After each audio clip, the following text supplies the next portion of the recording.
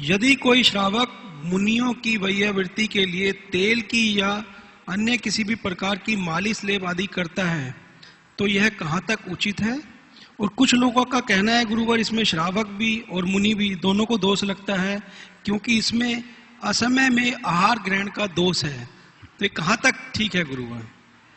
देखिए, लोग कुछ भी कह दें, इससे क्या होता है?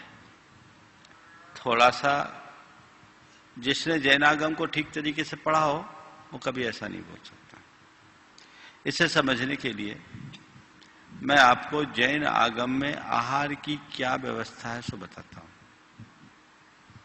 सामान्यतया आहार आप लोग जो हम लोग भोजन ग्रहण करते हैं उसको मानते हैं, पर जैन आगम में 6 प्रकार के आहारों की चर्चा है। सबसे पहले लेपाहार, दूसरा ओजाहार या तेजाहार, तीसरा मानसिक आहार, चौथा कवलाहार, पांचवा कर्माहार और छठवां नो कर्माहार। आहार यानी ग्रहण करना। सबसे पहला आहार है लेपाहार, जहां शरीर के लेप से ही शरीर के लिए आवश्यक आहार का ग्रहण हो जाए। ये लेपाहार केवल एक इंद्रियों का होता है। अच्छा, हम लोगों के लिए या आप लोग अपने शरीर में कहीं तेल लगाते हैं तो वो आपकी चिकित्सा है, आहार नहीं। आपका जीवन तेल के लेप से नहीं चल सकता। आगे बताएंगे हमारा आहार क्या है। पर एक इंद्रियों को कुछ खाने की व्यवस्था ही नहीं, उनके पास रसना ही नहीं है, वो शरीर के लेप से ही आहार ग्रहण करते हैं। उनको अपने शरीर के लिए आवश्यक और अपेक्षित पोषक तत्व उनसे प्राप्त हो जाता है। ये कहलाता है लेपाहार।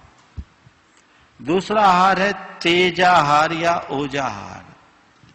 ये पक्षी जो अंडे देते हैं उस अंडे को अपनी उष्मा देते हैं। उनकी उष्मा से अंडे में रहने वाला जो चूजा है वो विकसित होता है, सेते हैं बोलते हैं ना। ये उनका आहार है, उसी से उन्हें पोषक तत्व मिलते हैं। ये केवल अंडे से उत्पन्न प्राणियों का आहार है। तीसरा आहार है मानसिक आहार। ये देवों को होता है। देवों के कंठ में अमृत होता है।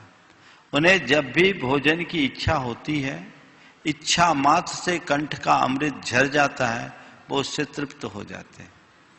तो देवों का मानसिक आहार। चौथा आहार है कवल आहार, जो हम आप सब करते हैं। मनुष्य और तिर्यंचों का जो आहार है, पशु पक्षी जो खाते हैं, वो कवलाहार है। समझ गए? इनमें अन्न पान स्वाद खाद्य, ये 4 अन्न पान ले पे, अन्न पान ले स्वाद ले, ये 4 प्रकार के आहार होते हैं। ये हम लोग जो खाते हैं ये कवलाहार है। पांचवा आहार है कर्म आहार, जो 24 घंटे हम सब कर्म बांध रहे हैं, ये कर्म आहार है जो सभी संसारियों को होता है। और छठवां आहार है नौकर्म आहार, जो हमारे शरीर के योग्य पुद्गलों को हम ग्रहण करते हैं 24 घंटे। केवली भगवान तक इसे ग्रहण करते 13वें गुणस्थान तक नौकर्म आहार सतत चलता है, इससे कोई बचा नहीं। तो 6 प्रकार के आहारों में मनुष्यों का आहार कवलाहार है, और हम मुनियों का कवलाहार में ही एक बार भोजन का नियम है। 4 प्रकार का आहार, अन्नम पानम खाद्यम स्वाद्यम। अन्न पान खाद्य स्वाद। अन्न जो हम रोटी सब्जी वगैरह खाते हैं, दाल भात वगैरह खाते हैं। पान सब प्रकार के पीने योग्य पदार्थ। खाद्य जितने भी पकवान हैं, और स्वाद जितने भी स्वाद वर्धक चीजें, लौंग इलायची से लेकर चटनी तक, ये 4 प्रकार के आहार हैं। इनमें कहीं लेप नहीं बताया, नहीं आया। समझ गए? बल्कि भगवती आराधना जैसे ग्रंथों में तो आवश्यकता पड़ने पर मुनियों को अभ्यंग मर्दन का भी विधान है। ये वैयावृत्ति का एक अंग है। संपूर्ण शरीर का मर्दन भी किया जा सकता है तेल आदि से। तो तेल लगाने को आहार निरूपित करना कतई अच्छी बात नहीं है। ये जैन आगम के अनुकूल तो है ही नहीं। अन्यथा ऐसा होगा कि नहीं, मुनि महाराज को कमरे में दर्द हो तो सामने से लोग आहार दे और पीछे से मालिश करो। ये क्या बकवास है। ये सब चीजें आगम को ठीक तरीके से न समझ पाने का परिणाम है। आधार कभी भ्रमित मत होइए।